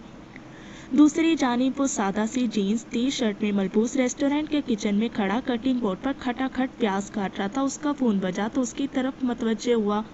कॉल रिसीव करके फ़ोन को कान और कंधे के दरमियान अरसा। अभी के अभी दादा के घर पहुंचो, तुम्हारा निकाह है राबेल के साथ। ठक, फ़ोन बंद हो चुका था।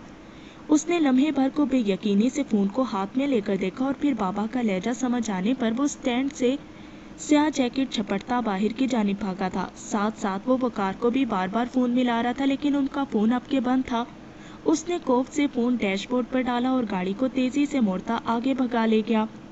फैसल ने एक लम्हे को उसे इस तरह से उजलत में जाते देखा था, सब जैसे लम्हों में ही पलट हो गया, गोया क्या से क्या हो गया था।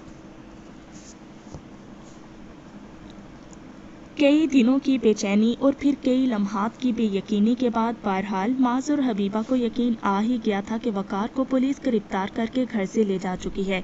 दादा का इंतकाल हुआ तो घर वाले अपने असली मकसद पर उतर आए। वो तो दादा थे जिनकी वजह से उन्हें अच्छी खासी आसानी दी गई थी बकौल फरहत बेगम के।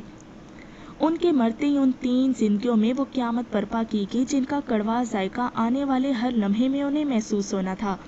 उस दिन घर में बहुत सन्नाटा था, या शायद माज और हबीबा को वो सन्नाटा ज़्यादा महसूस हुआ था। वो दोनों समझ नहीं पाए। पुलिस घर से ही वकार को गिरफ्तार करके ले जा चुकी थी और इल्ज़ाम ऑफिस की कुछ फाइल्स आगे पीछे करने का था।